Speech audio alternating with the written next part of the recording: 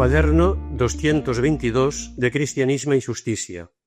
Pasión, muerte y resurrección de los derechos humanos, a cargo de Josécho Ordóñez.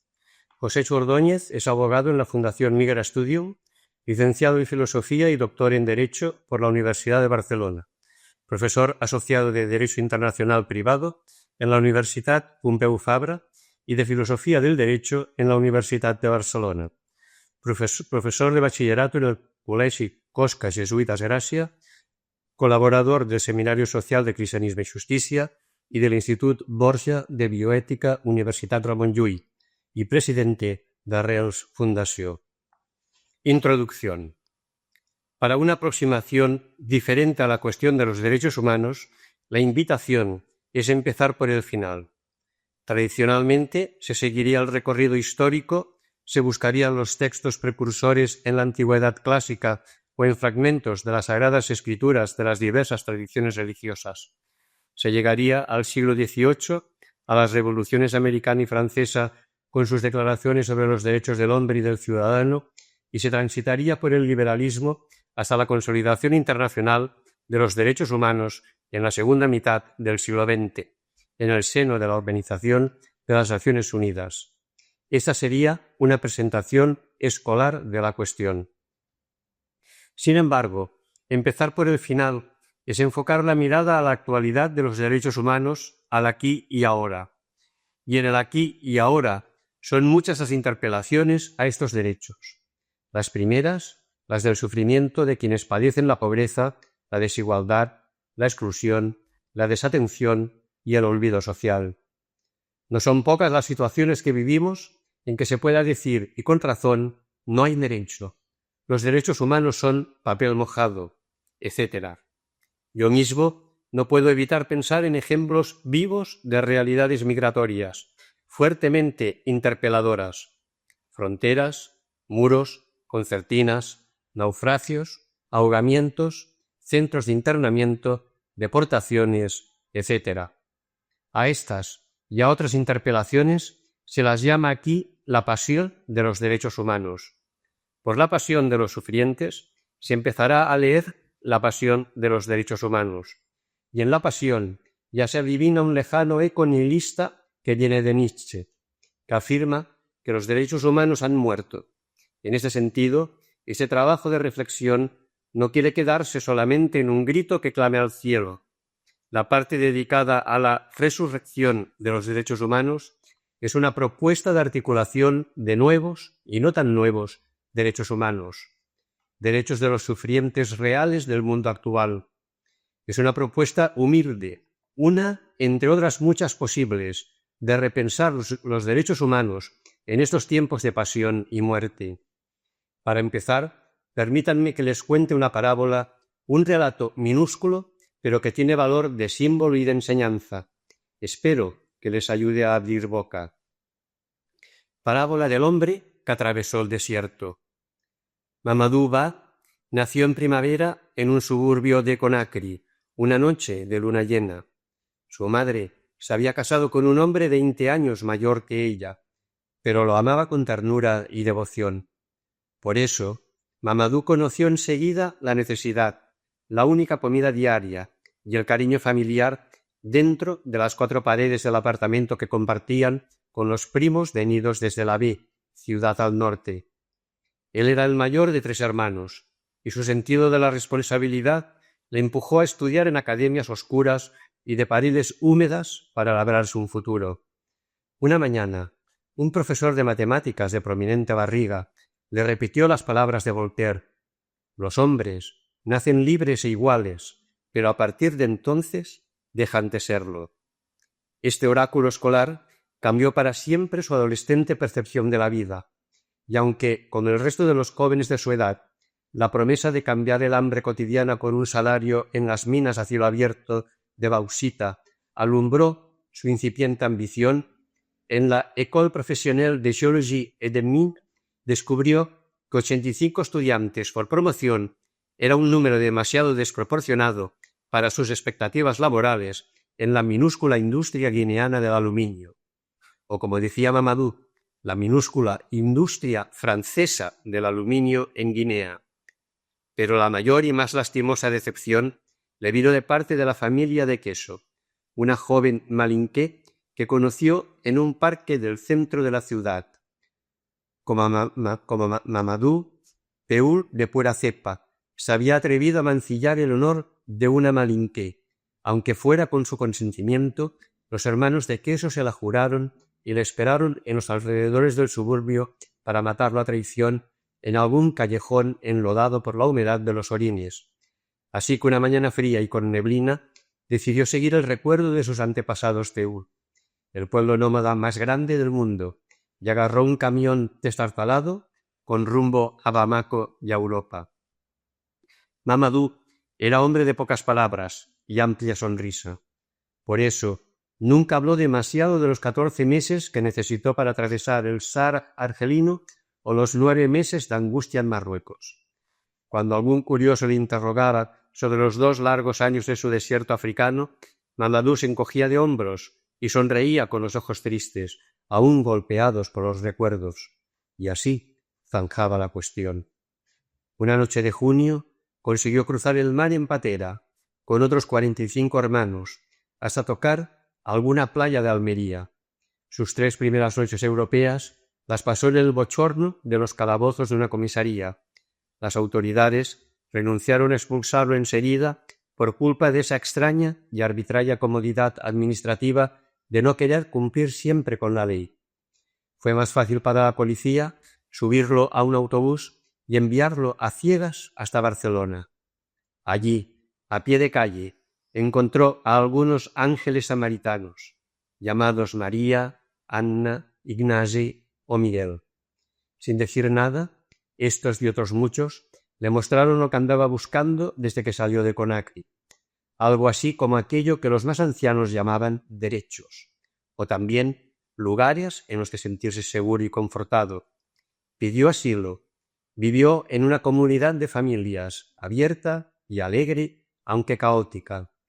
Trabajó por horas en una imprenta, aprendió a cocinar a la catalán y a hablar con cierta holgura en sus nuevas lenguas. Un año después del desierto y la patera, Mamadou pensaba que su vida merecía la pena. La parábola habla de la historia de un hombre que, en el fondo, viaja largamente a través de un desierto en busca de algo que no se dice, que se muestra, se reconoce, se construye, se defiende. Derechos. Mamadou intuye que los derechos humanos deben de estar en algún lugar, o más bien son algún lugar, pero que para él no estaban claramente en su país natal. Él sale de su tierra para encontrarlos, para llegar allí donde ya son de alguna manera, pero ni su camino es solitario, ni allí donde encuentra algo así como los llamados derechos, estos llegan solos o perfectos, como por arte de magia. Hay muchas personas que son cómplices para que la consecución de una vida más digna para Mamadou se haga realidad. La de Mamadou es también una tarea colectiva y política, por eso mismo también paulatina, gradual, laboriosa a menudo. De este viaje individual pero colectivo, de este salir de un lugar sin derechos hacia otro con derechos, trata el presente trabajo. De un viaje en marcha a ese utópico país seguro y confortante. De un viaje hacia el lugar de la posible resurrección de los derechos humanos. El recorrido sigue con más intercalaciones. Primer apartado. Pasión de los derechos humanos. Seguramente el Mamadou de la parábola se preguntó: ¿y dónde están los derechos? El lugar de los derechos es un lugar simbólico, un espacio que, como dice Pepe Laguna, es toda construcción social que reconoce, acoge y posibilita el desarrollo de identidades individuales y colectivas. Antes, Hannah Arendt había descrito esa especie de cartografía de los derechos humanos cuando afirmó que la privación fundamental de estos se manifiesta primero y sobre todo en la privación de un lugar en el mundo en que se haga significativas a las opiniones y efectivas a las acciones. Así que negar de cualquier forma ese lugar en el mundo que reconoce las opiniones e identidades y permite las acciones, es lo mismo que privar de los derechos humanos. En resumen, los derechos humanos se entienden como un lugar fundamental de reconocimiento. Reconocimiento, sinónimo de apreciación social, entendida esta, a su vez, de dos maneras. Por un lado, como reconocimiento de identidad, tú eres, vosotros sois, y por otro, como un reconocimiento político y jurídico. Tú estás, vosotros estáis entre nosotros. Por ejemplo, en el análisis histórico del movimiento obrero durante los siglos XIX y XX se identifican elementos de ese doble reconocimiento. El movimiento obrero luchaba en gran medida para conseguir el reconocimiento de sus valores como integrantes o, al menos, parte reconocible de las tradiciones y las formas de vida propias dentro del programa capitalista de valores. En la pasión de los derechos humanos se conjuga el contrario del reconocimiento, que es el menosprecio, que según el filósofo Axel Honneth se expresa de tres formas. La primera es el maltrato o la humillación físicos y morales. La segunda es la privación de los derechos y la exclusión social. La tercera es la degradación del valor social de las formas de autorrealización. En otras palabras, las tres formas de reconocimiento son el amor, el derecho y la solidaridad. Y son las condiciones que permiten relaciones donde los humanos puedan ver garantizadas su dignidad o su integridad. En la parábola del viaje de Mamadou Ba, el lugar en que se construyen sus derechos es un espacio habitable para él y para todos aquellos que se han cruzado con él en algún momento. Es el lugar donde se encuentra el reconocimiento a su dignidad, donde Mamadou y los otros encuentran aprecio social. La parábola del hombre que atravesó el desierto es un símbolo tejido con retales de vidas de tantos Mamadous que atraviesan los desiertos sin derechos y con demasiado sufrimiento. La parábola es un sencillo ejemplo de la pasión actual de los derechos humanos. Modos de decir el sufrimiento humano. No se puede decir algo comprensible de los derechos humanos sin decir el sufrimiento de los seres humanos. El sufrimiento humano parece que debe ser el lugar a partir del cual sean creíbles los derechos humanos. Así lo expresa el inicio del poema de Blas de Otero. Quiero encontrar, ando buscando la causa del sufrimiento, la causa a secas del sufrimiento, a veces mojado en sangre, en lágrimas y en seco muchas más. La causa de las causas de las cosas horribles que nos pasan a los hombres. El sufrimiento es una verdadera pandemia. El significado etimológico de la expresión griega pandemia significa la totalidad del pueblo, todas las personas de una comunidad. Por eso, una pandemia afecta o puede afectar a cualquier persona. Así pasa con el sufrimiento. Y como las razones que puede tener un hombre para abominar de otro son infinitas, también se han multiplicado enormemente las formas de identificar el sufrimiento humano. Y eso solo si se piensa en el tiempo desde que se proclamaron jurídicamente los derechos humanos. En el diagnóstico de la pasión de los derechos humanos resulta extrañamente evocador y sugerente cómo denominamos a los sufrientes humanos. En este diagnóstico influyen autores y autoras que narran la pérdida incluso del derecho a tener derechos, que reducen la vida humana a nuda vida, sin que sea el ser humano no ya dueño o propietario, sino ni siquiera usufructuario de la propia vida, que describen la vida humana como un conjunto de vidas desperdiciadas o parte de la cultura del descarte y de la economía que mata. El discurso de los derechos humanos no puede ser indiferente a la desciudadanización y el precariado, indiferente a aquellos por quienes no vale la pena llorar, seres humanos y tierras enteras expulsadas del sistema económico, convertidos en negros, tengan el color de piel que tengan, capaces de despreciarse a sí mismos por falta de reconocimiento y justicia. Los derechos humanos se encuentran atrapados en la hipocresía de la Unión Europea, que junto a los Estados Unidos y los nuevos populismos de extrema derecha promueven más que nunca una securitización del mundo. Continúa buscando la imposición de una racionalidad neoliberal basada en la competitividad y el emprendimiento individualistas. La racionalidad neoliberal ha convertido la razón de los derechos humanos en razón indolente, que hace a unos inhumanos, mientras que a otros los hace infrahumanos, que reproduce una necropolítica, un poder que tiene la capacidad de decidir quién puede vivir y quién debe morir. Paulo Freire hablaba de lo inédito viable, que bien podría ser un inicio para responder a todas estas interpelaciones. Respuestas inéditas y viables. Lo inédito se remite a lo que, siendo en potencia, es todavía desconocido en acto, no se ha realizado aún en toda su potencialidad. Las respuestas las buscamos desde nuestra propia situación epistémica, o sea, desde nuestro propio lugar de conocimiento. Y ya se ha dicho que ese lugar propio de conocer que se propone aquí es el de las vidas de los sufrientes de este mundo. Así que lo inédito es que nuestra situación reivindique la pluralidad de epistemes o de saberes, saberes del sur geográfico y del sur socioeconómico, saberes contrahegemónicos, saberes de las mujeres, saberes de los pobres y saberes ecológicos integrales. Lo inédito es que entendamos la formulación de los derechos humanos como formas de enderezar el fuste torcido de la humanidad, que concilie las diversas formas de ejercer la libertad y fomente la construcción de modos de deliberar, tomar decisiones y hacer las paces desde los distintos saberes, culturas y creencias.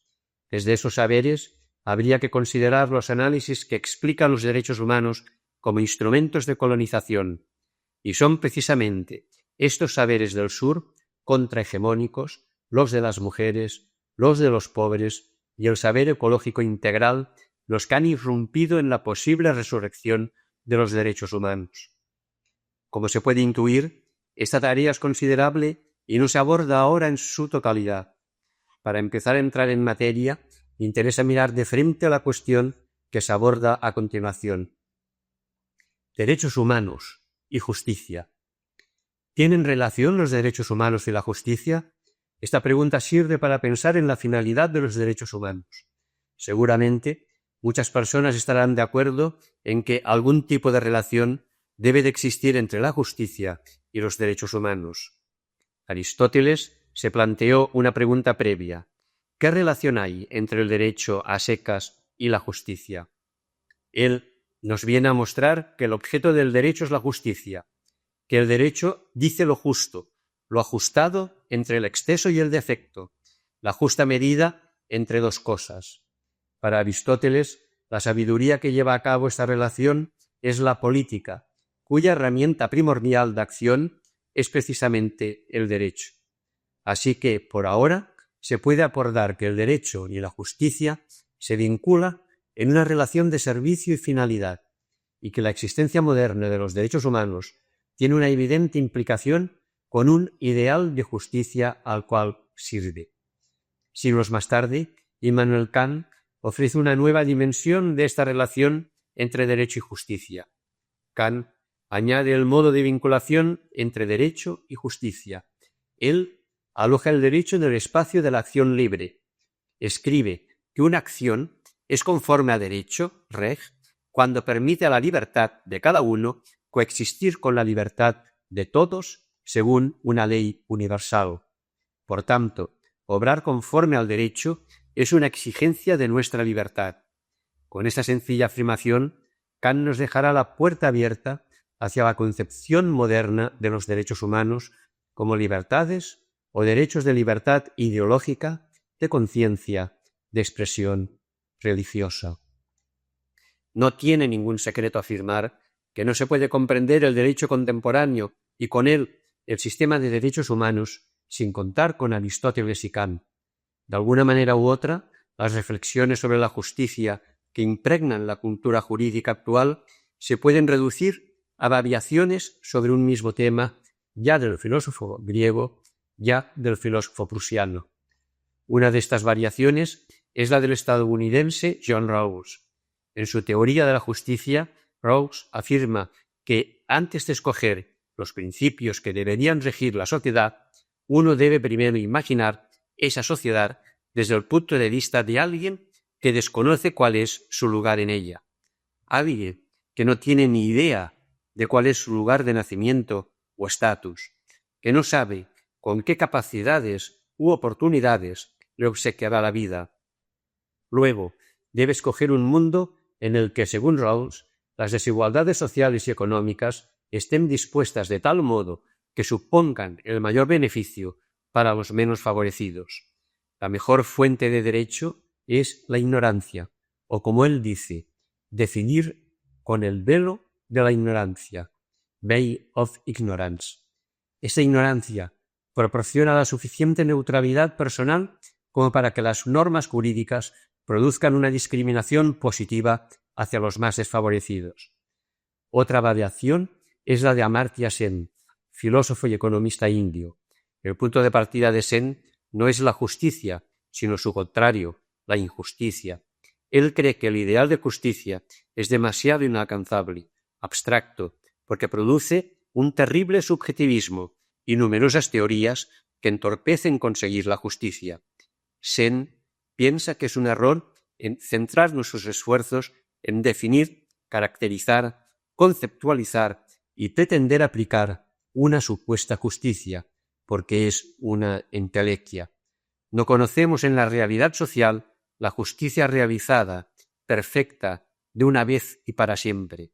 En la práctica, en cambio, sí que tenemos experiencia de la injusticia, o, más exactamente, de las múltiples, infinitas injusticias que nos asaltan día tras día en el camino. Además, ante la prueba de una injusticia, es mucho más sencillo el consenso entre muchos, y de lo que también tenemos experiencia es de las múltiples justicias, de que la injusticia concreta es revertida en justicia concreta, en forma de un derecho instaurado, reconocido, garantizado, ejercitado, y que lo que nos mueve a actuar contra la injusticia no es que sepamos que el mundo no es justo del todo. Lo que de verdad nos impulsa es que hay injusticias claramente remediables en nuestro entorno que quisiéramos suprimir. Los parisinos no habrían asaltado la Bastilla, Gandhi no habría desafiado al imperio en el que no se ponía el sol y Martin Luther King no habría combatido la supremacía blanca sin su conciencia de que las injusticias manifiestas podían superarse. Ellos no trataban de alcanzar un mundo perfectamente justo, incluso si hubiera un consenso sobre cómo sería ese mundo, sino que querían eliminar injusticias notorias en la medida de sus capacidades. Ante la injusticia concreta, es más sencillo que todos aquellos que la contemplan lleguen a un acuerdo y proclamen: no hay derecho. En esta expresión coloquial se encierra una profunda verdad. La injusticia es el lugar del no derecho, sinónimo de sin derecho. Con razón, la apabullante multiplicación de las injusticias nos hace afirmar que los derechos humanos quedan inermes. Es como si ya no hubiera derechos humanos. Paradójicamente, contra la injusticia cotidiana cabe la afirmación, la creación, la defensa de derechos concretos, esto es, de derechos humanos. Es decir, sacando conclusiones del pensamiento de Sen, el reverso de la injusticia no es la justicia, sino el derecho. Redistribución y reconocimiento. Cuando desde la teoría política alguien se ha puesto a pensar sobre la justicia social en los últimos 20 años, ha puesto encima de la mesa interesantes debates que también pueden servir ahora. Uno de estos grandes debates lo protagonizan las filósofas Nancy Fraser y Judith Butler. Fraser propone analizar dos formas de injusticia o de ofensa, como también las llame. Para ella, existe por un lado la injusticia económica y por otro la injusticia cultural. Una no se reduce a la otra, pero tampoco son independientes entre sí. Ambas pueden convivir en la misma situación de hecho. La injusticia económica se ha tratado de corregir con redistribución, la injusticia cultural con reconocimiento. Como se ha dicho, hay comunidades que sufren ambas injusticias. En el análisis de Fraser, las comunidades basadas en el género y las basadas en la raza. Estas exigen tanto redistribución como reconocimiento. Jude Butler, por su parte, participa activa y críticamente en el debate, añadiendo que la injusticia cultural se explica en la crítica a los sistemas de producción económica y de reproducción humana, y que por ello no solamente requieren reconocimiento, sino también redistribución. La desigualdad en la distribución de recursos básicos, de servicios públicos como la sanidad universal o de una parte justa de los recursos actualmente se relaciona con la falta de reconocimiento. Esta se refiere a no ver reconocido la propia condición de interlocutora plena en la interacción social y ver impedida la participación en igualdad de condiciones en la vida social. Cuando la falta de reconocimiento se institucionaliza a través de patrones culturales o de normas jurídicas, entonces la injusticia cultural es real, material, económica. Pero esto no siempre se ha visto así. La desigualdad de distribución se ha abordado históricamente de un modo independiente a la falta de reconocimiento. La redistribución, por otro lado, se ha entendido como la superación de la desigualdad y, por tanto, la solución a las diferencias entre individuos y colectivos, las diferencias entre clases, en términos marxistas. El reconocimiento, en cambio, se ha entendido como la garantía de la diferenciación de grupo, la necesidad de afirmar el multiculturalismo. Esta discrepancia, de algún modo, ha contaminado el origen y el desarrollo histórico de los derechos humanos y de las sucesivas generaciones en que se han expresado. Por lo que respecta a los derechos humanos, desde el mismo texto de la Declaración Universal de los Derechos Humanos en 1948, Susan George también afirma que se prestó más atención a las decisiones de la sociedad respecto a la distribución justa de las ventajas materiales y no materiales, redistribución económica de las ventajas materiales y reconocimiento cultural e identitario de las ventajas no materiales para sustentar el sistema de los derechos humanos. Las características de los derechos humanos. Se ha dicho muchas veces que los derechos humanos fueron proclamados universales e inherentes a toda persona, es decir, que están incluidos por defecto en el hecho de ser persona. De manera más formal, se dice que son universales e inherentes porque están arraigados en la dignidad común a todo ser humano y alcanzan a todos y cada uno de los seres humanos. Los derechos humanos descansan en una condición esencial de dignidad que les da sentido. Los derechos humanos fueron proclamados en solemnes declaraciones, tratados y convenios internacionales. Se dice en ellos que son también irrenunciables, inalienables e imprescriptibles. Irrenunciables porque no dependen de la voluntad. El sujeto titular de los derechos no tiene capacidad de disponer sobre esa titularidad. Le es, de algún modo, inevitable. Los derechos están fuera del ámbito de la voluntad. Por eso se proclaman también inalienables. No pueden cederse o transmitirse a otros sujetos. Inalienables porque no pueden ser arrebatados por nadie, tampoco por el Estado, ni por el derecho del Estado.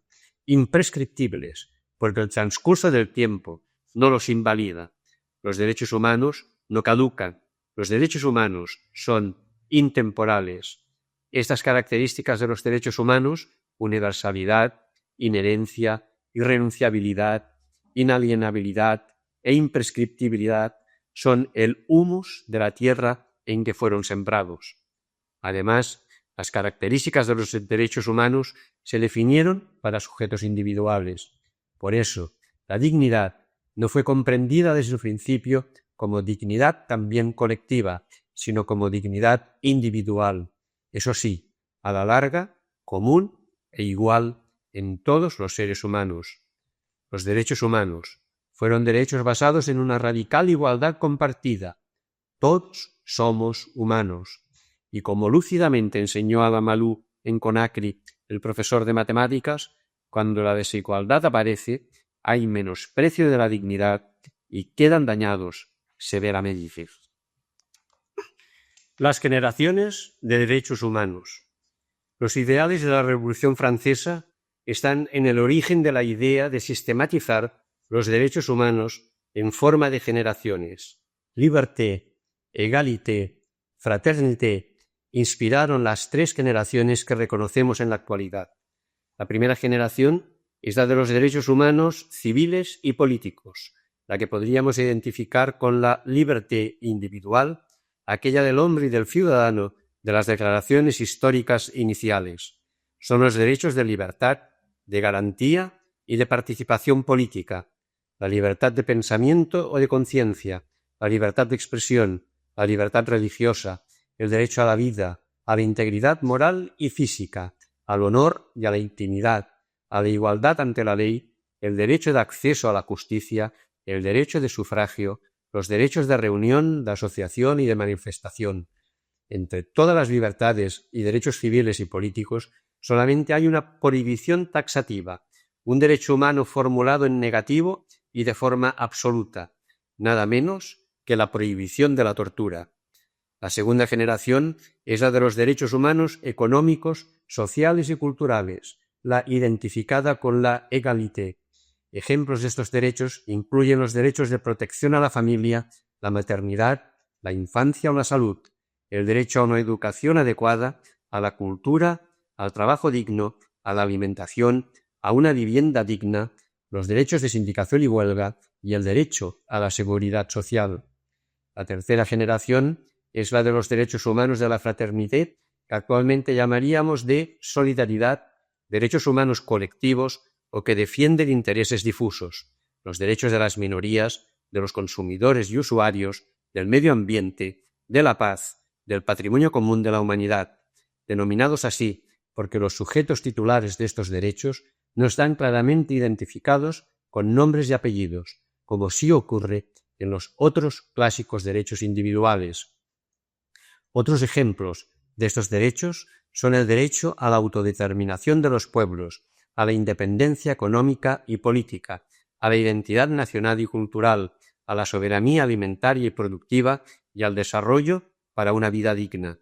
Finalmente, no está de más mencionar que se habla de una cuarta generación de derechos humanos que incluiría derechos tales como la protección frente al uso de la tecnología, la intimidad en Internet o el derecho al olvido, que se eliminen datos y referencias personales que circulan libremente por el ciberespacio, derechos a la protección del genoma humano y de la información genética individual y los derechos ecológicos que pretenden salvaguardar la biosfera y no solo a la humanidad.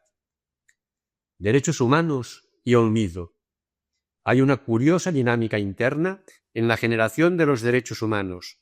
Cada generación ha tratado de reconocer los derechos de quienes fueron invisibilizados u olvidados en la generación anterior.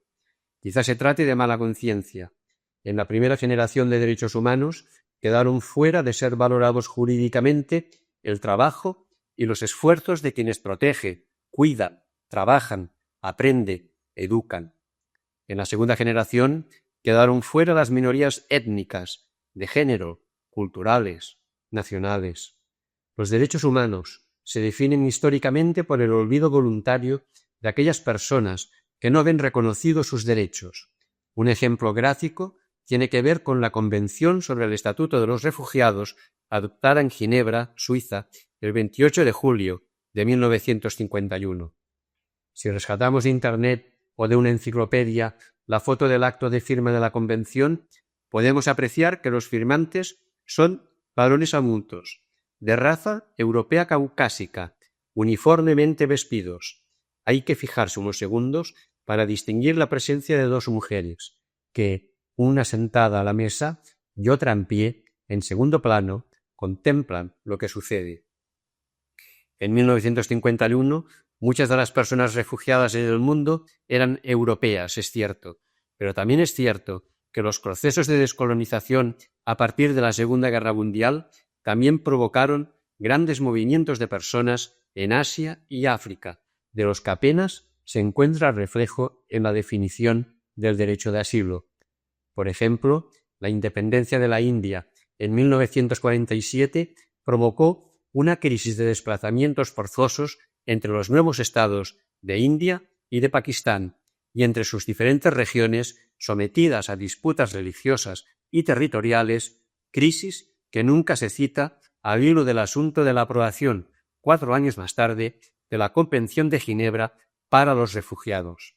Las cuestiones de género o de identidad sexual tampoco eran relevantes en 1951 como para merecer la protección de la Convención. La reparación del olvido en la historia de los derechos humanos se hace de manera paulatina, pero sobre todo de modo parcial e incompleto, siguiendo con el ejemplo del derecho de asilo y refugio. Solamente a partir de 1967 se levantó la restricción geográfica europea de la Convención y solo en los años 80 se introdujeron, por obra de la interpretación de la Convención que hacen las sentencias del Tribunal Europeo de Derechos Humanos, la identidad sexual y el género como causas de protección internacional. Y solamente entrado nuestro siglo, la Convención de la Unión Africana para la protección y la asistencia de los desplazados internos en África, adoptada en Kampala, Uganda, el 22 de octubre de 2009, reconoce que las personas víctimas de evacuaciones forzadas en casos de desastres naturales o producidos por el ser humano merecen el estatuto de protección. En los trabajos preparatorios de la Unión Africana se descubre que la Convención se refiere a estos desplazamientos forzados, entre otras causas, por las consecuencias del cambio climático. Por primera vez se reconoce un grado de protección que va más allá de la persecución étnica, religiosa, ideológica o política. Ir más allá de las estrecheces sobre el refugio y el asilo de la Convención de Ginebra de 1951. Esa es la enorme lección africana de Kampala para todo el mundo. Sin embargo, quedan aún en el olvido muchos otros derechos humanos. La economía y la cultura de los derechos humanos. La injusticia de distribución de derechos entre las diversas clases sociales se pretendió resolver con la universalización igualitaria de los derechos, es decir, con una redistribución del capital simbólico que significaban los derechos humanos, simbólico porque se enraizaba en la dignidad inherente de toda persona. Esta tarea la llevaron a cabo el Estado del Bienestar y la Organización de las Naciones Unidas. El resultado fue la primera generación de derechos humanos, el reparto superficial de los derechos existentes entre los grupos y clases existentes. Los mismos Estados y la ONU pretendieron resolver la injusticia del reconocimiento de derechos con el multiculturalismo. El resultado fue la segunda generación de derechos humanos, el reparto superficial del respeto entre las identidades diferenciadas en los grupos existentes. La historia del proceso de aprobación y entrada en vigor de los instrumentos fundamentales de derechos humanos de la ONU puede ayudar a entender mejor por qué los dos repartos de redistribución y reconocimiento de los derechos fueron solo superficiales. El 10 de diciembre de 1948, la Asamblea de las Naciones Unidas adoptó la Declaración Universal de los Derechos Humanos, cuyo borrador se elaboró sin la participación de la mayoría de los pueblos del mundo, en un momento en que comenzaba la Guerra Fría, el período de enfrentamientos entre los estados del bloque comunista, controlado por la URSS, y los estados occidentales, liderados por los Estados Unidos.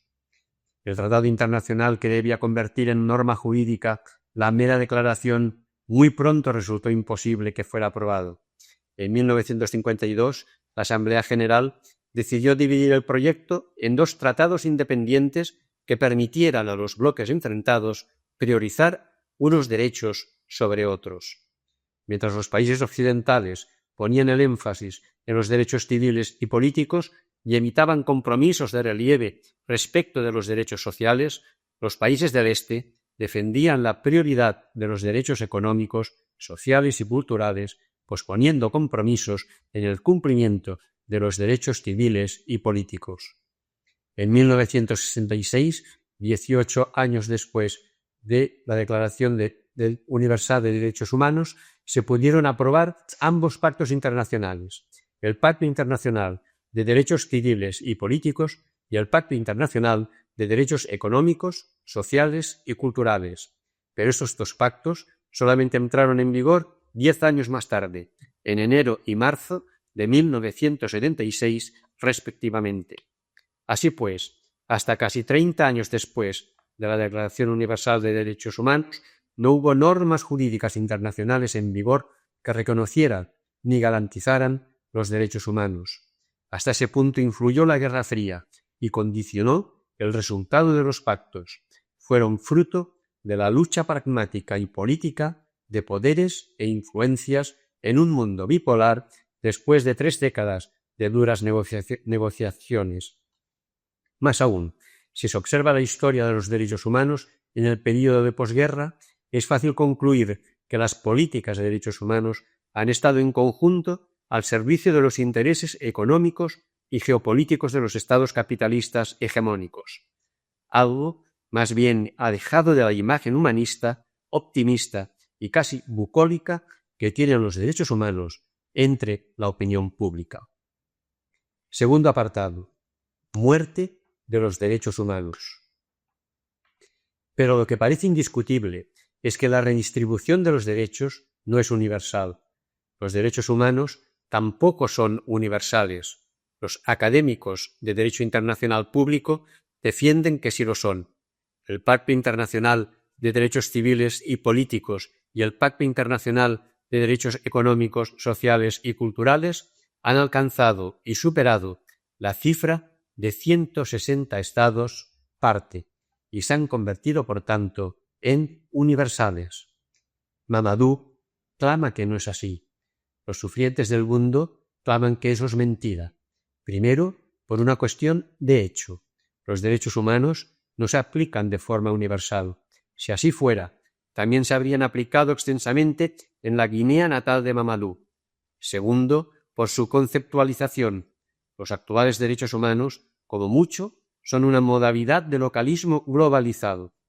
Tal y como han sido concebidos, los derechos humanos son un instrumento para que Occidente conquiste el mundo y se formula en contra de cualquier concepción alternativa de la dignidad humana que esté socialmente aceptada en otra parte diferente de Occidente.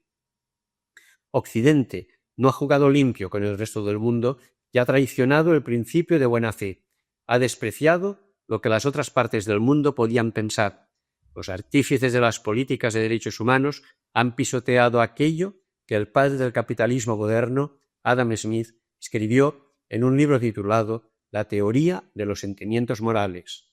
En él, Smith desarrolla la noción de lo que denomina fellow feeling, simpatía, conmiseración, que es, básicamente, el instinto humano hacia la imparcialidad y la justicia.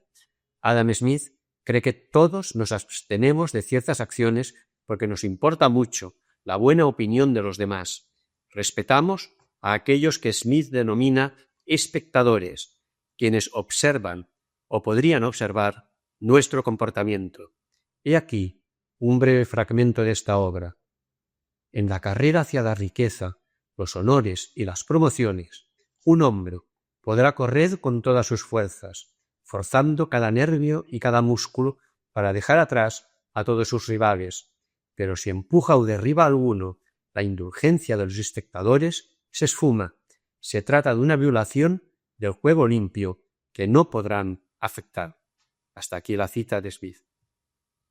Seguramente, la buena opinión de los demás no ha supuesto un obstáculo a la lucha occidental por la hegemonía global de los derechos humanos. A los derechos humanos les pasa como al derecho moderno desde el siglo XVIII. Lo que no era derecho estatal científico y positivo no era derecho. Lo que no son derechos humanos en la concepción occidental no son derechos humanos. En realidad, plantearse la cuestión de la universalidad de los derechos humanos ya es una cuestión cultural occidental. Solamente el pensamiento occidental necesita confirmar o demostrar que los derechos humanos son universales. Ninguna otra cultura presente en el planeta siente esa irresistible tendencia a reivindicar que su pensamiento es universal. Esta tendencia, que es pueril y narcisista, se muestra no solo respecto a este tema. Es llamativo que la literatura, la pintura, la arquitectura, la música e incluso la ciencia y la economía occidentales sean universales. Si buscan modelos universales, encuéntrelos en las obras de Shakespeare, Cervantes, Fidias, Miguel Ángel, Mozart, Newton, Galileo o Keynes. El canon occidental no solamente se ha impuesto jurídicamente a través de los derechos humanos. Los derechos humanos modernos son conceptualmente occidentales, pero también son coloniales, imperialistas en lo cultural y han forzado el desperdicio de la experiencia del mundo no occidental. Han sido epistemicidas, como escribe Boaventura de Sousa Santos. En el mundo de los derechos humanos también subyace el mundo de la modernidad con estructura caníbal, descrita por Achille Mbembe. La idea dominante de los derechos humanos, que ha sido y es la que exporta Occidente, ha devorado los otros modos de pensar y de decir la justicia y los derechos de otros lugares del planeta. Si finalmente los derechos humanos no son universales, si simplemente son un localismo occidental, ¿qué consecuencias tiene esta afirmación? Pues que los derechos humanos resguardan y protegen solamente a algunos seres humanos y no a todos, que se diluyen como azucarillos en situaciones palmarias de desigualdad, que agonizan en la irrelevancia cuando se trata de revertir las injusticias. En sus comentarios al concepto de ciudadanía como pertenencia a una determinada comunidad política estatal, el jurista Luigi Ferrajoli cita las contradicciones del primer derecho internacional de los derechos humanos, el llamado Jus Gentium, o derecho de gentes. Ya desde el siglo XVI, durante la conquista castellana de América, los derechos fueron proclamados como iguales y universales en abstracto, aun cuando eran concretamente desiguales y asimétricos en la práctica, por ser inimaginable la inmigración de los indios hacia Occidente y servían para legitimar la ocupación colonial y la guerra de conquista. Hoy la situación se ha invertido. La reciprocidad y la universalidad de aquellos derechos han sido negadas. Los derechos se han convertido en derechos de ciudadanía, exclusivos y privilegiados, a partir del momento en que se trató de tomarlos en serio y de pagar su hostia. La constatación con que iniciaba este trabajo era que los derechos humanos han dejado de ser un lugar seguro, han perdido su estatuto de referencia en la defensa de la vida humana. En definitiva, que los derechos humanos han muerto en larga agonía. Ahora, se puede afirmar también que durante su desarrollo histórico y su sostenimiento, los derechos humanos han hecho perecer saberes y poderes que a sus ojos eran incompatibles con la racionalidad de la dignidad concebida en Occidente. Se puede afirmar que los derechos humanos han matado o abortado otras formas de conocimiento, otras epistemologías sobre lo humano. Despensar el derecho y los derechos humanos. Recapitulando hasta ahora, el sufrimiento de los débiles y sus saberes interpela a los derechos humanos. Una constatación radica en el hecho de que la pasión de los redundantes, de los excluidos, es la pasión de los derechos humanos.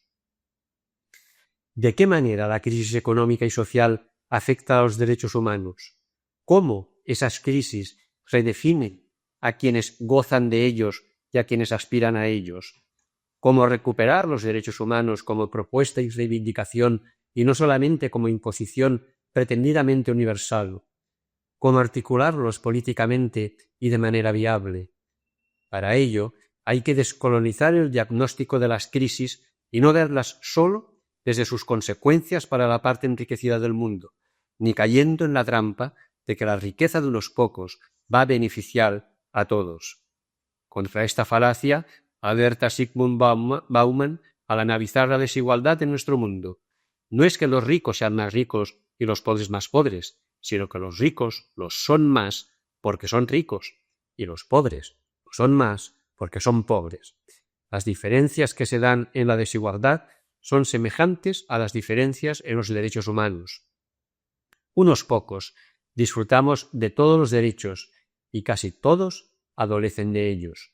Que la desigualdad es la piedra de toque de los derechos humanos lo expresa de forma cruda Daniel Dorling, profesor de Geografía Humana en la Universidad de Sheffield. Dice así: la 10ª parte más pobre de la población mundial pasa hambre de forma habitual. La 10ª parte más rica no es capaz de recordar algún periodo en la historia de su familia en la que hayan pasado hambre.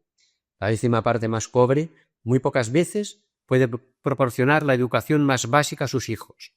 La 10ª parte más rica se preocupa por pagar matrículas de escuelas suficientemente caras para asegurarse de que sus hijos solo alternen con sus llamados iguales y superiores, porque tienen miedo de que sus hijos se mezclen con otros niños. La 10ª parte más pobre casi siempre vive en lugares donde no hay seguridad social ni seguro de desempleo. La 10ª parte más rica no es capaz de imaginarse a sí misma ni siquiera teniendo que intentar vivir sin esas ayudas. La 10ª parte más pobre solo puede conseguir un trabajo como empleado en la ciudad o bien es campesina de áreas rurales. La 10ª parte más rica no puede imaginarse no ganando un elevado salario mensual. Por encima de ellos, la franja más rica de esa 10ª parte, los más ricos, no pueden imaginarse viviendo de un salario en vez de las rentas procedentes de los intereses que genera su riqueza. Hasta aquí la cita. El abismo creciente entre las poblaciones con todos los derechos y aquellas con pocos derechos o directamente sin derechos es una realidad de dos mundos ajenos con apenas lugares sociales de encuentro o comunicación. El despensar el derecho se plantea para articular políticamente y de manera viable nuevas agendas. Despensar es una tarea compleja, implica una deconstrucción total del derecho, pero no es nihilista ni pretende destruir todo el derecho. Implica también una reconstrucción discontinua, aunque no arbitraria. Despensar trata de problematizar lo dado por supuesto. Es muy probable que este movimiento del despensar ayude a la resurrección de los derechos humanos en forma de otros derechos más humanizados y más abiertos.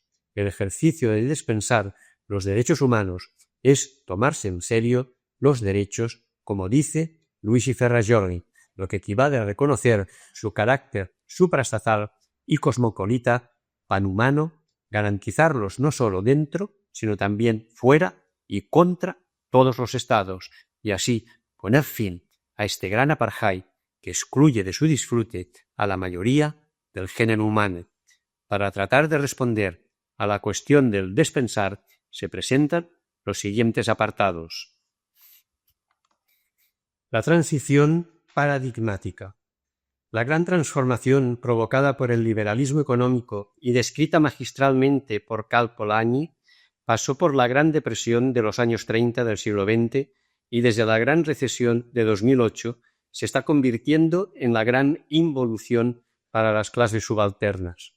Parece, por lo que se ha dicho hasta ahora, que ya nos encontramos en la época en que hemos llegado a permitir que el mecanismo del mercado dirija por su propia cuenta y decida la suerte de los seres humanos y de su medio natural, e incluso que, de hecho, decida acerca del nivel y la utilización del poder adquisitivo, conduce necesariamente a la destrucción de la sociedad. Desprovistos de la protectora cobertura de las instituciones culturales, los seres humanos perecerían al ser abandonados en la sociedad, morirían convirtiéndose en víctimas de una desorganización social aguda. En este contexto, puede afirmarse que nos encontramos en una transición paradigmática, en un cambio entre un paradigma anterior hacia otro paradigma posterior. Esta expresión es recurrente en la obra de Boaventura de Sousa Santos y recuerda la cuestión que el Centro de Estudios Cristianismo y Justicia planteó hace un tiempo. ¿Época de cambios o cambio de época? En el marco de esta transición paradigmática, el tránsito es hacia un cambio de época, por supuesto, pero con matices. En primer lugar, el cambio epocal se está produciendo hoy, ahora, se ha iniciado, pero no ha culminado. Hemos empezado a dejar atrás la época anterior y solamente hemos empezado a transitar el camino hacia la nueva época. En eso está la transición, en el todavía no, como el nuevo paradigma, pero ya no enteramente como el viejo paradigma. Este momento transicional es tan genuino que permite tanto a unos afirmar que el paradigma anterior todavía tiene algo que decir, como a otros afirmar que el paradigma que adviene ya está aquí con nosotros, aunque no llega a ser ni una cosa ni otra. Ambas se encuentran a la vez y ninguna del todo. ¿Y cuál es el paradigma del que venimos o en el que todavía estamos? Es el paradigma de la modernidad occidental. En él pasamos incesantemente hacia y en la transición paradigmática. Un trayecto por el actual paradigma ayudará a contextualizar histórica y conceptualmente la afirmación de la muerte de los derechos humanos. La modernidad occidental. La modernidad occidental desplegó históricamente un proyecto de transformación muy ambicioso. Para algunos, la modernidad está agotada y sus promesas han sido traicionadas irremisiblemente. Para otros, todavía el proyecto de la modernidad occidental puede dar más de sí. Esto es, todavía pueden desplegarse más sus promesas aún no cumplidas. Pero, ¿en qué consistía el proyecto de la modernidad? Resumiendo mucho, la modernidad planteaba una tensión constructiva entre regulación y emancipación, un equilibrio entre orden y caos, y solidaridad y libertad. Para construir y mantener esta tensión inestable y siempre precaria, la modernidad se sostenía en dos pilares, la ciencia y el derecho. La ciencia moderna. Hannah Arendt, en La condición humana, escribe bellamente sobre la ciencia como pilar epistemológico y paradigmático de la modernidad. La característica de la ciencia moderna es la conversión del mundo al lenguaje matemático. O sea, la ciencia moderna trata de traducir los fenómenos del mundo a las matemáticas para hacerlos comprensibles, para predecirlos, para dominarlos. Esta reducción ciencial matemática de la modernidad provocó que la alienación de la Tierra pasó a ser, y sigue siendo, la marca de contraste de la ciencia moderna. Las matemáticas modernas liberaron al hombre de los grilletes de la experiencia sujeta a la Tierra y a su poder de cognición de los grilletes de la finitud. Hemos llegado a vivir en un mundo determinado enteramente por una ciencia y una tecnología. La ciencia moderna reduce la experiencia del mundo al cálculo, así la simplifica y puede manejarla. Explicar el mundo de forma racional, calculada, es el gran servicio de la ciencia a la modernidad occidental. Así, el lenguaje científico, es decir, las matemáticas, hacen manejable, predecible y dominable el mundo. La promesa de la ciencia moderna fue liberar a la humanidad de la superstición, de la ignorancia, de la incertidumbre, del dolor, de la enfermedad, incluso de la decrepitud y de la muerte. El derecho moderno. Históricamente, el paradigma moderno se concibió en una tensión dialéctica entre orden, la tensión regulatoria, la determinación del mundo de Arendt, y solidaridad, la tensión emancipatoria, la liberación de los grilletes de Arendt. La situación jurídica en la Europa del siglo XIII estaba caracterizada por la fragmentación, la complejidad, el caos y la arbitrariedad de las reglas y ordenamientos jurídicos.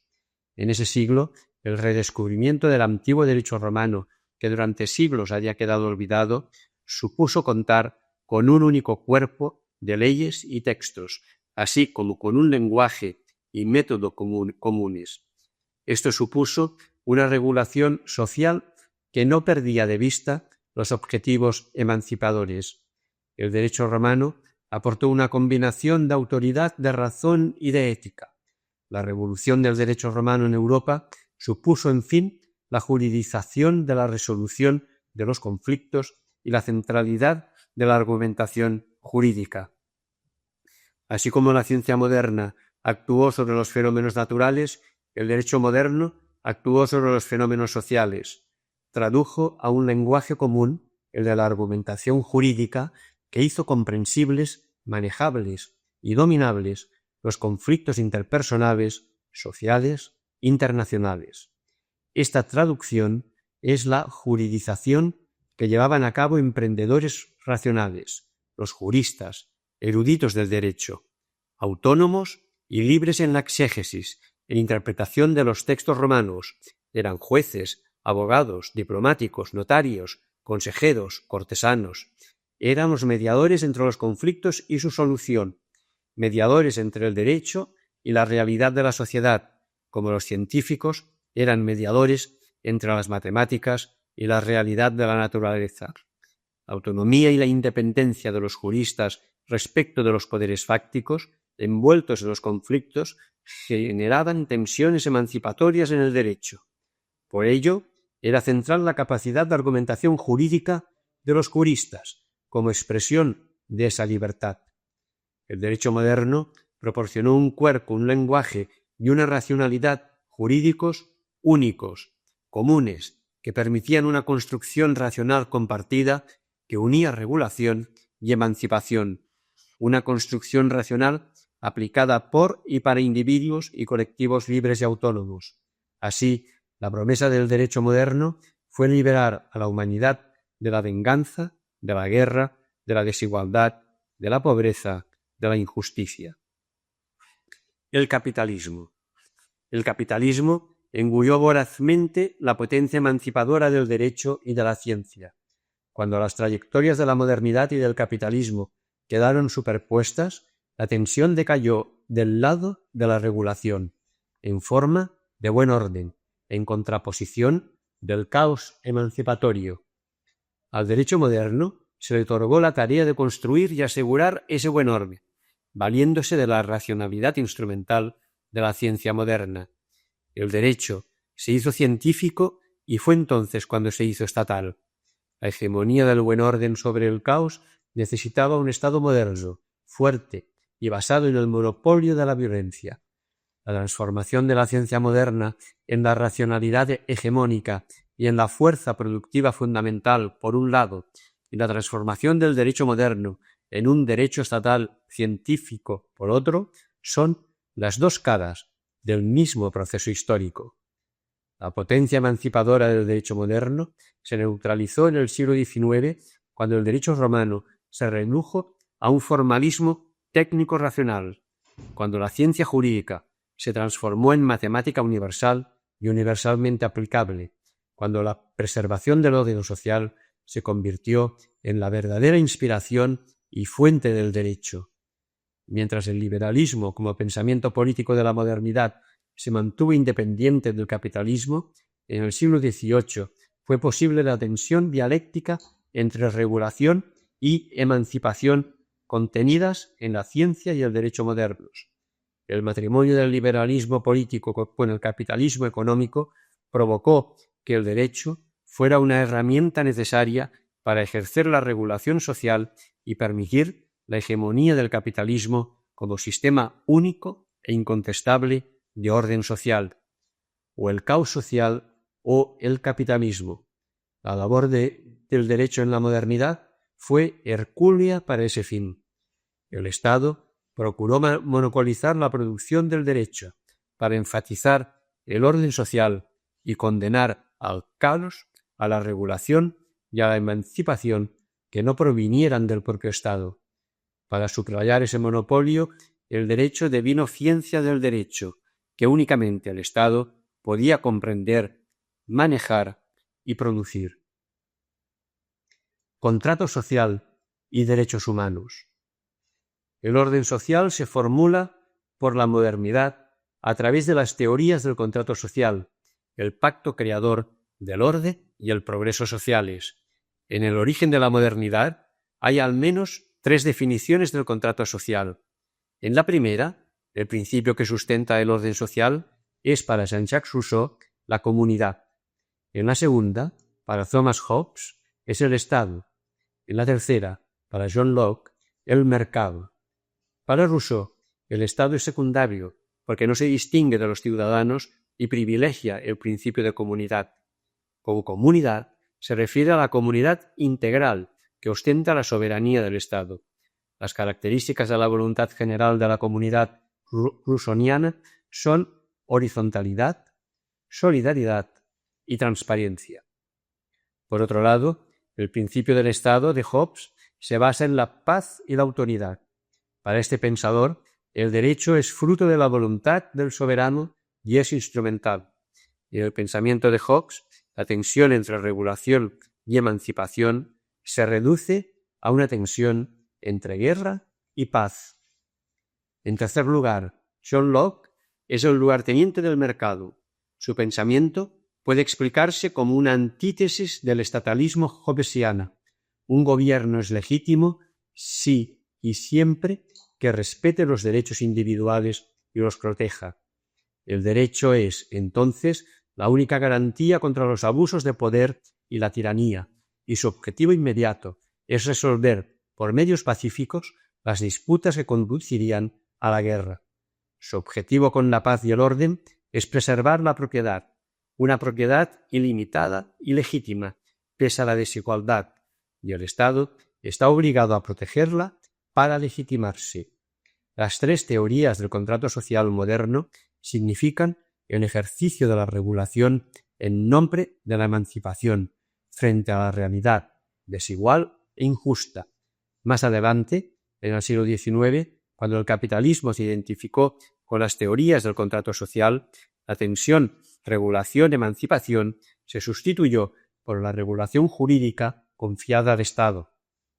Es decir, el hecho de que el Estado liberal tuviera el monopolio del derecho debía aportar por sí solo la tensión emancipatoria en el sistema. Y esto, evidentemente, era una petición de principio, un espejismo, una utopía. El contrato social permitía la producción de derecho por el Estado para regular el libre y pacífico acceso al mercado. Las revoluciones burguesas y nacionalistas decimonónicas se limitarían a modificar el contrato social respecto del cambio de manos en que quedaba el gobierno del Estado, esto es, quién controlaría la producción del único derecho legítimo para llevar a cabo la regulación de la comunidad y la emancipación del mercado. En medio de esta utopía jurídica nacen, padecen y mueren los derechos humanos en los siglos XX y XXI. Derechos humanos, interculturales y cosmopolitas. Para recuperar las energías emancipatorias de la ciencia y del derecho, hay que despensarlos a ambos radicalmente fuera ya del paradigma de la modernidad occidental. No se trata de repensar el derecho desde dentro de la modernidad. Hay que caminar hacia otra concepción de la ciencia y del derecho. Cuando se propone despensar el derecho, se habla de asumir que lo otro no estatal también es derecho. En realidad, a pesar de sus esfuerzos, el Estado nunca monopolizó el derecho, aunque persiguió incesantemente ese objetivo. El Estado tampoco se dejó monopolizar por el derecho, es decir, tampoco aceptó quedar condicionado de forma absoluta por el derecho. La alternativa al Estado como sujeto creador y garante de los derechos humanos estaba ya presente en 1950. Hannah Arendt escribió que el antisemitismo, no simplemente el odio a los judíos, el imperialismo, no simplemente la conquista, y el totalitarismo, no simplemente la dictadura, uno tras otro, uno más brutalmente que otro, han demostrado que la dignidad humana precisa de una nueva salvaguardia que solo puede ser hallada en un nuevo principio político, en una nueva ley en la tierra, cuya validez debe alcanzar esta vez toda la humanidad y cuyo poder deberá estar estrictamente limitado, enraizado y controlado por entidades territoriales nuevamente definidas. Seguir anclando la garantía última de los derechos humanos en los Estados debería ser un error puesto de manifiesto en Europa entre 1919 y 1945. El desprecio por los derechos humanos y el tratamiento de los seres humanos como entes superfluos comenzó para Arendt cuando millones de seres humanos fueron dejados sin Estado y se les negó el derecho a tener derechos. La apatridia era equivalente a la pérdida de todos los derechos. Los apátridas eran privados no solo de sus derechos de ciudadanía, fueron privados de derechos humanos. El ejemplo de las personas refugiadas y apátridas en el período de entreguerras es el del fracaso de los derechos humanos. El fracaso consistió en que la Declaración de los Derechos Humanos Inalienables se refería a un ser humano abstracto que parecía no existir en parte alguna, es decir, que no era ración nacional de ningún Estado en particular. En nuestro mundo actual, el de los casi 80 millones de personas desplazadas forzosamente, resulta irónico que hace ya 100 años que la piedra de toque de los derechos humanos la representara las personas refugiadas y las apátridas. Cuando los derechos humanos habían sido definidos como inalienables porque se suponía que eran independientes de todos los gobiernos, resultó en realidad que en el momento en que los seres humanos carecían de su propio gobierno y tenían que recurrir a sus mínimos derechos, no quedaba ninguna autoridad para protegerles ni ninguna institución que deseara garantizarlos. Los derechos humanos deben independizarse de los Estados. Su reconocimiento, protección y garantía han de quedar más acá y más allá de los Estados. Esta es la enseñanza de las refugiadas y apátridas. Sin Estado, la reconstrucción de los derechos humanos puede ser intercultural para que dejen de ser una especie de localismo globalizado europeo y se convierta en una modalidad de cosmopolitismo subalterno e insurgente, para que la dirección de la globalización no llegue desde arriba, desde la instancia estatal, sino que salga desde abajo. Y esto puede ser muy inspirador porque significa que los derechos humanos deben ser contrahegemónicos, deben renunciar a buscar el universalismo, deben ser reconceptualizados como interculturales. Aquí el Mbembe propone también el crecimiento colectivo en humanidad. Para ello son condiciones necesarias la restitución, la reparación y la justicia ante tanto epistemicidio cometido en nombre de los derechos humanos. Ya no es simplemente un acto de reconocimiento de la injusticia cultural, sino que, necesariamente, el pensamiento de lo que está por llegar habrá de ser un pensamiento de la vida, de la reserva de la vida, de lo que debe escapar del sacrificio al capitalismo. Los derechos humanos deben ser cosmopolitas porque corresponden a intereses y expectativas de todos los seres humanos. Los derechos cosmopolitas son diferentes de los universales. Cosmopolitismo habla de ciudadanía en el mundo. Universalidad habla de unidad de la imposición sobre todo.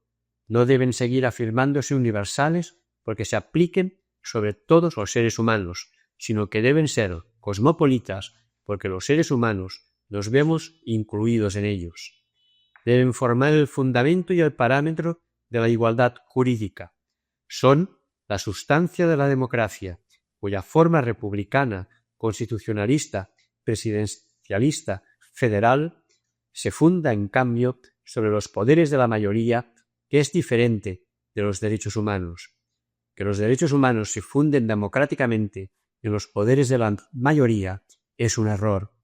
Es exactamente a la inversa. Sin derechos humanos, interculturales y cosmopolitas, no hay democracia. Tercer apartado. Resurrección de los derechos humanos. Se ha dicho más arriba que el sustrato de los derechos humanos se alimenta de la idea de dignidad. En la base de los derechos humanos estaba la creencia en una dignidad común de individuos racionales, libres e iguales. Si se trata ahora de despensar los derechos humanos en clave cosmopolita e intercultural, debe atenderse a la evidencia de que hay múltiples maneras de entender la dignidad. La dignidad. Dignidad como imago Dei. Aunque hay una teología sobre el hombre como imagen de Dios, lo que le confiere a aquel el señorío de la creación, ahora no se hace referencia a ella, porque el maximalismo con que se aplicó la modernidad a concebir que todos los bienes de la tierra deben ordenarse en función del hombre, centro y cima de todos ellos, y que por Dios el hombre ha sido constituido señor de la entera creación visible para gobernarla y usarla glorificando a Dios, ha sido un magnífico pretexto religioso para el desvarío ecológico de la civilización económica capitalista. Se refiere a anotar aquí la propuesta de la teóloga feminista Elizabeth Johnson, para quien las mujeres y los pobres son imago Dei, imagen de Dios, porque ellas y los otros sufrientes del mundo son hierofanía, es decir, manifestación de todo lo sagrado que tiene el ser humano. Ante la dignidad sufriente de los últimos, toca descalzarse y prosternarse, como Moisés en el desierto ante la zarza ardiente. Esta sacralidad de la dignidad sufriente es lo que la hace intocable y próxima al misterio, a todo lo sublime y lo venerable. Dignidad como liberación. La teología de la liberación nos ha enseñado que liberación es algo mayor que la mera libertad, una tarea de búsqueda, de preparación. La liberación necesita ser avivada y que la liberación eficaz comienza en la historia, es primordialmente real, y que mientras la libertad es estática y fácil presa de fundamentalismos, la liberación se predica en relación a algo. La teología de la liberación no pretende lograr simplemente personas libres, sino liberadas del hambre, de la explotación, de la enfermedad, de las injusticias, del abuso de poder, de la arbitrariedad, del dolor. Quizá la libertad civil o política llegue después, pero antes debe llegar la liberación. De ahí que en este momento previo a los derechos, como la libertad, se descubra la liberación como tarea para la dignidad. Dignidad como resistencia cultural. La filosofía africana Ubuntu o la corriente de pensamiento llamada Sumak Kausai, inspirada en el indigenismo quechua y aymara de los Andes, son ejemplos de concepciones alternativas de una dignidad resistente. El Ubuntu es originario del sur de África y difunde y promueve la idea de interdependencia entre toda la humanidad. Se ha traducido como yo soy porque tú eres. En esta filosofía, la dignidad radica en que se es persona por medio de los otros. La dignidad se preserva a través del mutuo cuidado, del compartir. De ahí la importancia de la comunidad, de los vivos, de los ancestros y de los que aún no han nacido. Además, el concepto de vida se amplía al medio ambiente y a su preservación por medio de rituales, observancia de los tabús, etc. El buen vivir, o Sumak Kausai, podría considerarse una filosofía de vida basada en la armonía con la comunidad, los demás seres vivos y la naturaleza, la Pachamama. La dignidad del ser humano es indistinguible de la dignidad de la naturaleza. Por eso, el Sumak Kausai propone modos de vida basados en la autosuficiencia económica y la solidaridad ecológica. Es decir, consiste en obtener de la naturaleza lo que se necesita y compartir los excedentes cuando los hubiera. La Pachamama se entiende holísticamente. Su cuidado equivale al cuidado del ayllu, porque éste ya forma parte de aquella. El buen vivir ha sido traducido también al lenguaje jurídico normativo.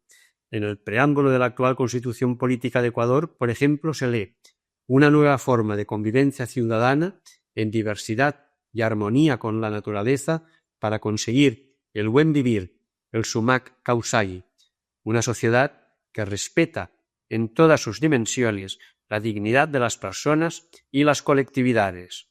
Ubuntu y Sumak Kausai permiten hablar de ecodignidad desde la dimensión ecológica de nuestra pertenencia a los ecosistemas del planeta Tierra y reconociendo nuestra dependencia de los bienes y servicios que nos proporciona la biosfera.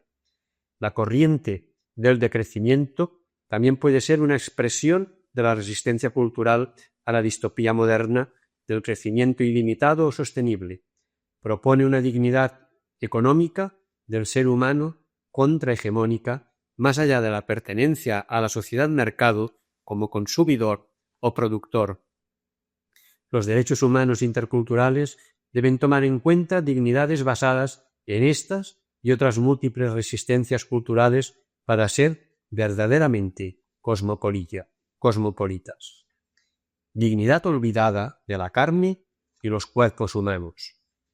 La idea occidental de una dignidad sobre todo espiritual e incorpórea seguramente proviene de un prejuicio demasiado platónico sobre el pobre valor del cuerpo y de su dignidad.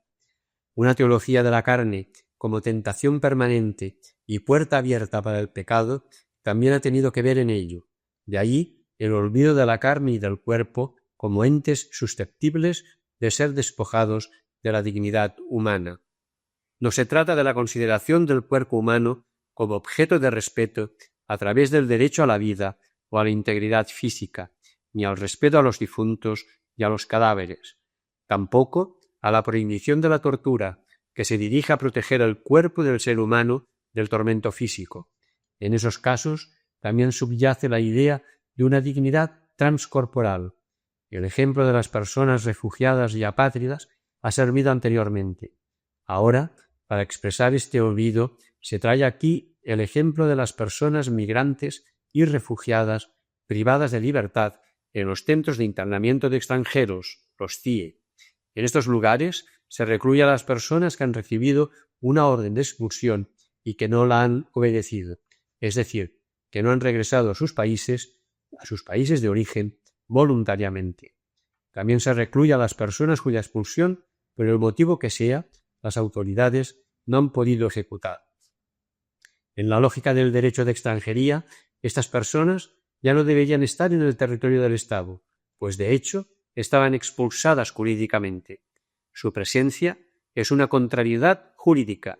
Es como si no existieran en el territorio del Estado, por lo menos desde una consideración legal. Las personas recluidas en los CIE se encuentran allí por tener asignado el estatuto jurídico de expulsadas. Parece que su existencia física dejara de estar unida a su estatuto jurídico. Son expulsadas que esperan solo que sus cuerpos sean trasladados más allá de las fronteras. Una vez ya han desaparecido jurídicamente, a través de la expulsión, falta que desaparezcan sus cuerpos. Giorgio Agamben ha pensado magistralmente esta paradoja del cuerpo humano disponible por el poder del soberano y que no cobija ya nada más que la nuda vida.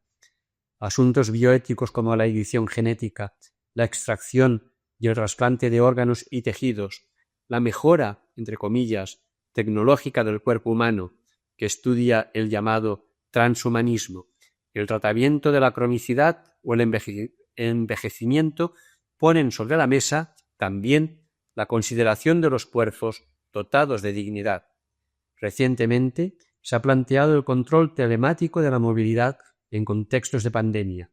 En algunos países se encuentran disponibles aplicaciones móviles que geolocalizan los cuerpos de los infectados o enfermos que permiten seguir la trazabilidad de posibles contagios. Las críticas llegan por la limitación casi totalitaria de la intimidad que este seguimiento puede conllevar.